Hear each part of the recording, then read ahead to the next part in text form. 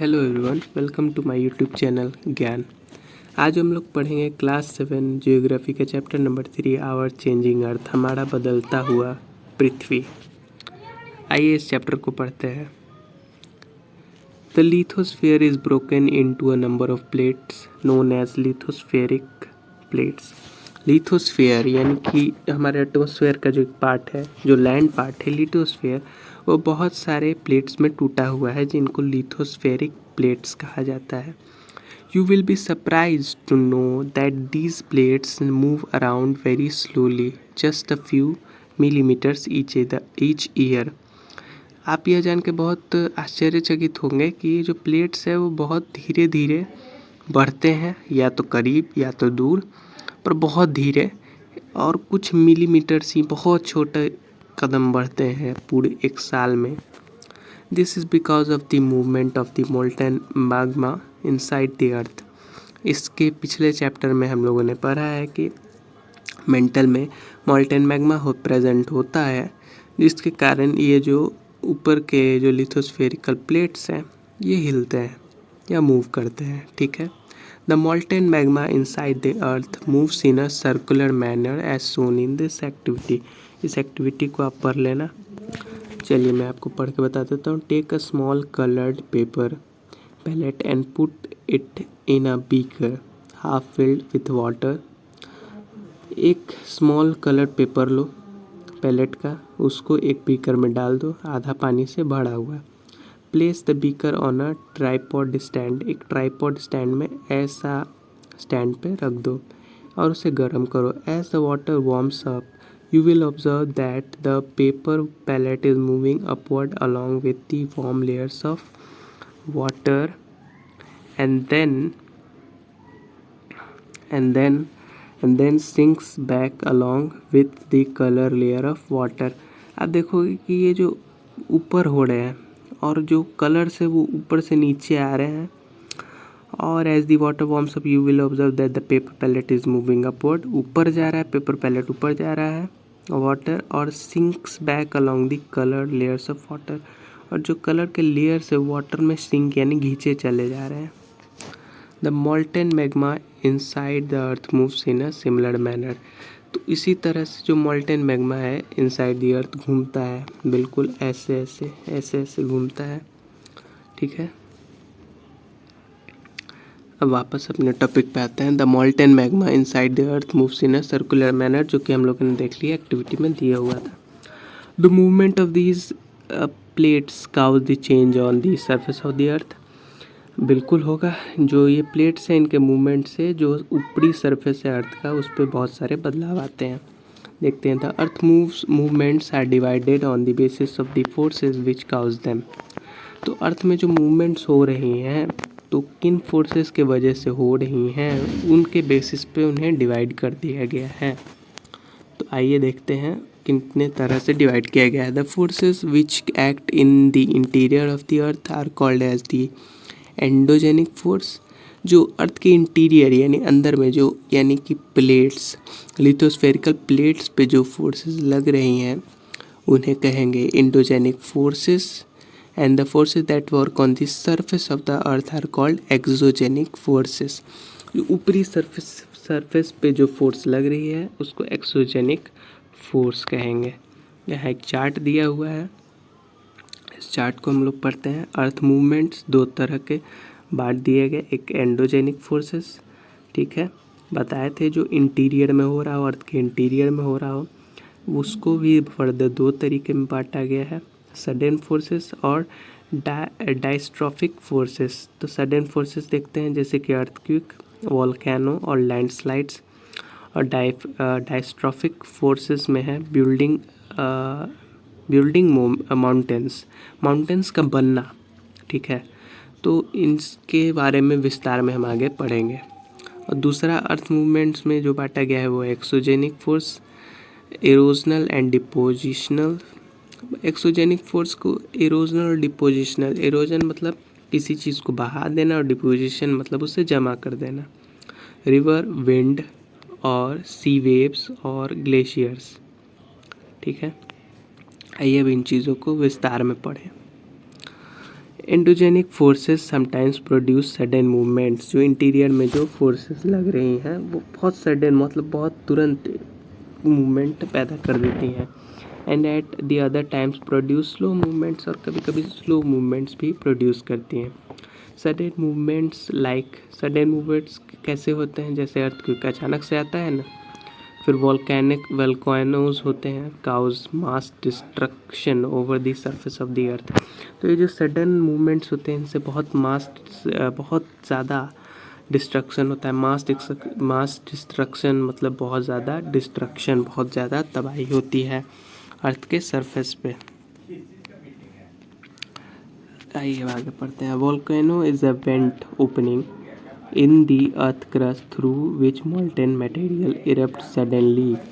और ये फिगर उसको एलोबरेट कर रहा है जो ऊपर लिखा हुआ है। वोल्केनो कुछ नहीं है, एक अर्थ का सरफेस है ना, तो उसका नीचे से एक ओपनिंग है, वो क्रस्ट का एक ओपनिंग है जहाँ से जो मोल्टेन मैग्मा है, मेंटल वाला है, देखो ये मेंटल दिखाया जा रहा है, तो ये क्रस्ट है। तो मेंटल का जो मैग्मा है वो ऊपर आ जाएगा क्योंकि वो उसको एक रास्ता जैसा मिल जाता है और यहाँ से वो निकल जाता है, लावा निकलता है। इसको मैग्मा चेम्बर है, लावा है, वेंट है, क्रेटर है, गैसेस एंड ऐश। गैसेस मतलब जो धुआं है और ऐश मतलब जो राख है। और ये क्रस्ट और ये मेंटल तो एक ओपनिंग की तरह होता है जो ऊपर में लिखा हुआ volcano is a went opening. एक वेंट है, ओपनिंग है, इन द अर्थ क्रस्ट है विच मोल्टेन मटेरियल इरप्ट्स सडनली, मतलब सडनली फट के बाहर निकलता है, इरप्ट्स। ठीक है, अब आगे पढ़ते हैं। Similarly when the lithosphere plates moves, lithosphere के जो प्लेट्स होते हैं वो जो मूव करते हैं, the surface of the earth vibrate, जो वाइब्रेशन होता है उसे अर्थक्वेक कहते हैं। The vibration can travel all around the earth, पूरे अर्थ पे उसे महसूस किया जा सकता है। This vibrations are called earthquakes. अब अर्थक्वेक के बारे में हम लोग पढ़ रहे हैं। फिगर 3.3 को देखने के लिए कहा जा रहा है जो कि ये है।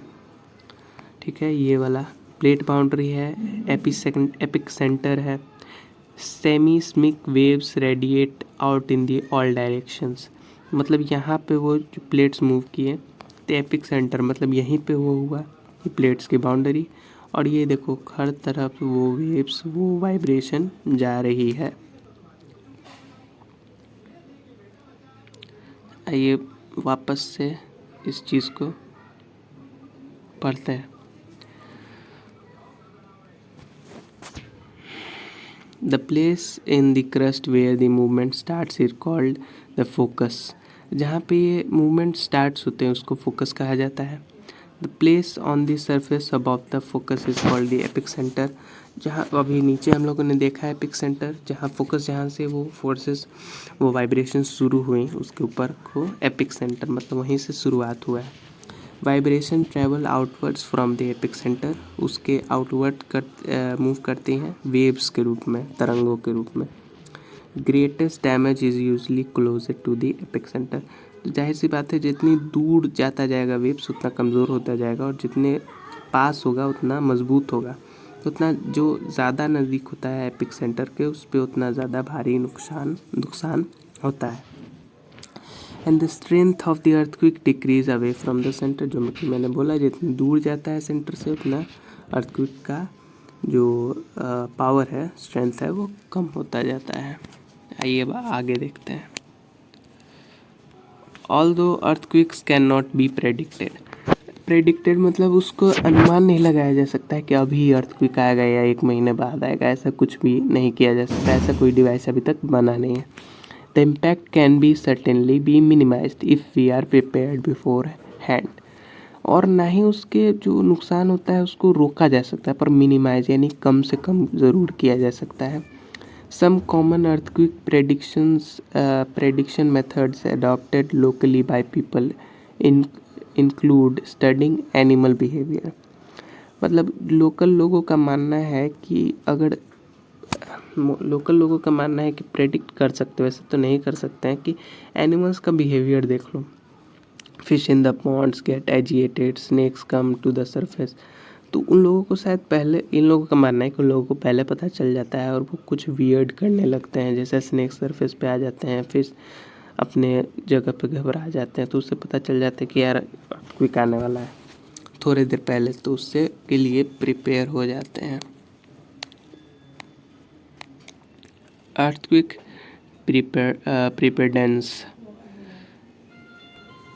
where to take shelter during an earthquake, safe spot under a kitchen counter, table or desk, against an inside corner of wall।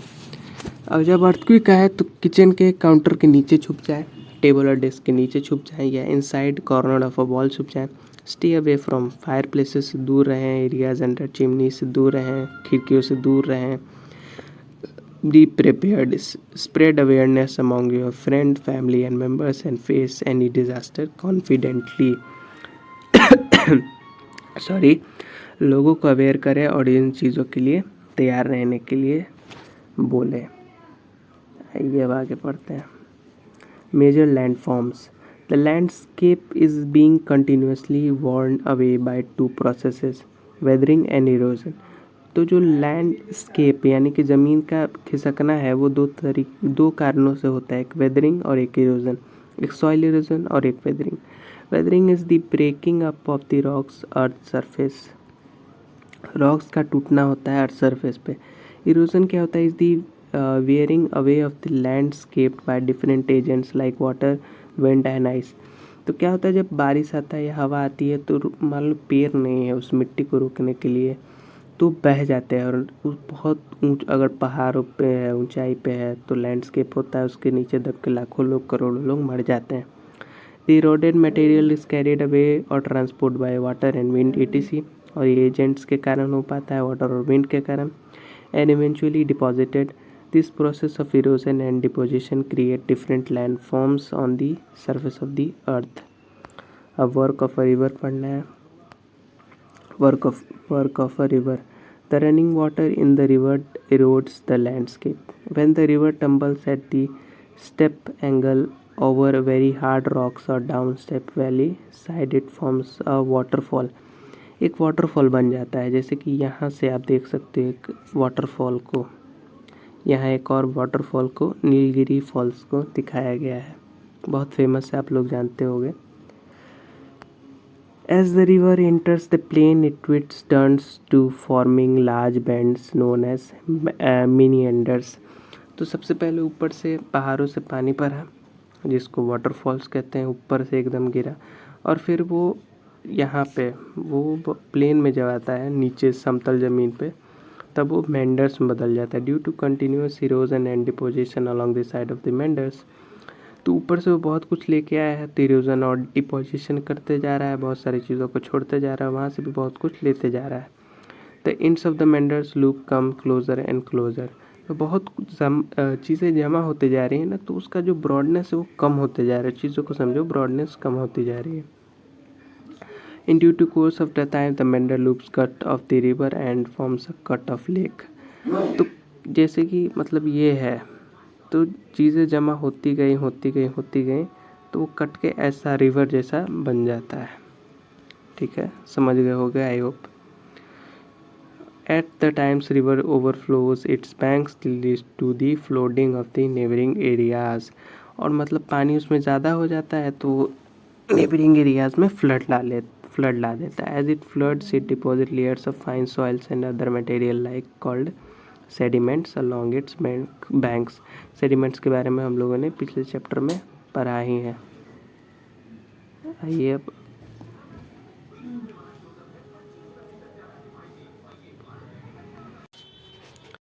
As it floods, it deposits layers of fine soils and other material called sediments along its banks. This leads to the formation of a flat, fertile floodplains। तो इससे क्या है, flat fertile, पता है जब अपने sediments का जमा होता है तो बहुत फर्टाइल फ्लड प्लेन बन जाता है। फ्लड प्लेन क्यों? क्योंकि वह प्लेन फ्लड्स के कारण बना है। The raised bank are called the levees. As the river approaches the sea the speed of the flowing water decrease. जैसे जैसे वो सी की तरफ बढ़ता है तो उसका जो रफ्तार है वो धीरे होते जाता है। मतलब बहुत सारे ज़मीनों से टकराया है और अब वो एलिवेशन भी नहीं, एलिवेशन मतलब ऐसा नहीं है, सीधा है, तो स्पीड तो रुकेगा ही। River begins to break up into number of streams called distributaries. तो जब रिवर्स में जानना होता है तो बहुत सारे डिस्ट्रीब्यूटरीज में बढ़ जाते हैं। देखो लैंड, बहुत सारा लैंड है, इसके कारण वो बहुत सारे डिस्ट्रीब्यूटरीज में बढ़ गया। ये मेन रिवर से निकला और बीच में बहुत सारा ज़मीन है तो बहुत सारे डिस्ट्रीब्यूटरीज में टूट गया और फिर जाके ओशियन में मिल जाएगा। ठीक है, आगे देखते हैं। Streams called distribution. The rivers became slow that it begins to deposit its load. Each distributary forms its own mouth. The collection of sediments from all the mountains mouths form delta. तो अब delta बनता है। तो कैसे बनता है? हर का एक माउथ होता है, तो यहाँ पे एक डेल्टा बन गया, यहाँ पे एकदम रिवर से पहले यहाँ पे बन जाएगा, एक डेल्टा बन जाता है। वर्क ऑफ सी वेव्स देखते हैं अब। Work of sea waves. The erosion and deposition of the sea waves giving the rise to coastal landforms. यहाँ पर कोस्टल लैंडफॉर्म बन जाते हैं। सी वेव्स कंटिन्यूस। सी के वेव्स क्या है? पानी के तरंग है, ऐसे पानी के तरंग। ठीक है, continuously strike at the rocks, rock से टकराते रहते हैं। वेव्स क्या होते हैं? पानी के, जैसे ये लहरें होती हैं, ऐसे लहरें। तो वो लहरें कंटिन्यूसली वहाँ जो पत्थर है बड़े बड़े उनसे टकराती हैं। क्रैक बनते हैं, cracks develop over time, they began larger and wider, बहुत बड़े बड़े गड्ढे हो जाते हैं। Thus hollow like caves are formed and on the rocks they are called sea caves. तो इन्हें सी केव्स कहा जाता है। केव्स मतलब जो गुफा बन जाती गुफा जैसा बन जाता है। अब देखो भी तो मतलब कि एक बड़ा पत्थर है, सी वेव्स बार बार आके उसमें चोट पहुंचा रही हैं, एक तरह से एक होल बना रही है। होल बड़ा होते होते एक केव की तरह बन जाता है। तो इस तरीके से जो केव बनता है उसे सी केव्स कहा जाता है। एज दीज कैविटीज बिकेम बिगर, मतलब ये जो छेद है वो बड़े होते जाते हैं, bigger only the roof of the cave remains. और जैसे ही बड़ा होते जाता है, मतलब वेव्स तो रुकेंगे नहीं, तो सिर्फ ऊपरी भाग रह जाते हैं, यानी छत रह जाता है और नीचे बड़ा सा छेद रह जाता है, थस फॉर्मिंग सी आर्ट्स। तो ठीक है, जो सी वेव्स हैं और सी केव्स हैं वो और जब और तरंगों से टकराते टकराते और बड़ा छेद हो जाता है तो सिर्फ ऊपरी पार्ट रह जाता है, जिनको आर्ट्स कहते हैं। ठीक है, further erosion break the roof and only walls are left. और इरोजन होता है और रूफ को, ऊपरी भाग को भी तोड़ देते हैं और सिर्फ दीवारें रह जाती हैं। These wall like features are called stacks. तो देखा हमने तीन चीज़ पढ़ लिया। एक पहले केव्स बन गया, फिर आर्च बन गया जो ऊपर छत थी, पतले पतले छत थे, सिर्फ बीच में हॉलो था। देखो जैसे कि पहले एक मोटा था, उसमें एक छेद बना, फिर छेद बहुत बड़ा हो गया, साइड में थोड़ा सा ऊपर सा एक छेद बना, तो ये केव बन गया। ठीक है, और फिर ऊपर हट गया, सिर्फ साइड वाला रह गया, आर्च बन गया, और अब सिर्फ स्टैक बच गया है। ठीक है, the steep rocky coast rising almost vertically above sea water is called cliff. Cliff क्या होता है? एक ऐसा पार्ट जो होता है इसे क्लिफ कहते हैं, ऐसे निकला हुआ रहता है पत्थरों पर, पहाड़ों पर, उसे। अब आगे देखते हैं। The sea waves deposit sediments along the shores forming branches, और वहाँ पर वो अपना सेडिमेंट जमा करता है। वर्क ऑफ आइस पढ़ते हैं। Work of ice, glaciers are rivers of ice. Glaciers क्या है? रिवर है आइस के, बर्फ़ के रिवर्स हैं। Which to erode and landscape by bulldozing soil and stones to expose the solid rocks below. Glacier rivers cave out the deep hollows there. As the ice melts, they get filled up with water and becomes beautiful lakes in the mountains. क्या है वो?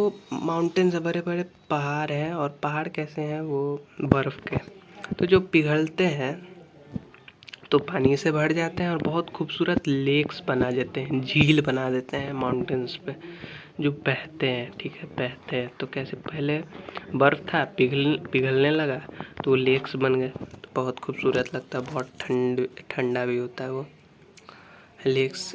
Beautiful lakes in the mountain. The material carried by the glacier, glacier से जो material लेके आया गया, such as rock big and small, sand and silt deposited. तो वो जो लेक्स बने हैं उनमें जो ग्लेशियर्स से जो चीज़ें लाई गई हैं वो सारा जमा हो जाता है, डिपॉजिट हो जाता है। These deposits from glacial moraines, इन्हें ग्लेशियर मोरेन्स कहा जाता है। अब वर्क ऑफ विंड लास्ट है, इसे पढ़ लेते हैं। Have you ever visited a desert? क्या आप कभी डिज़र्ट गए? मैं तो नहीं गया, आप अगर आप गए हैं तो कमेंट में बताना।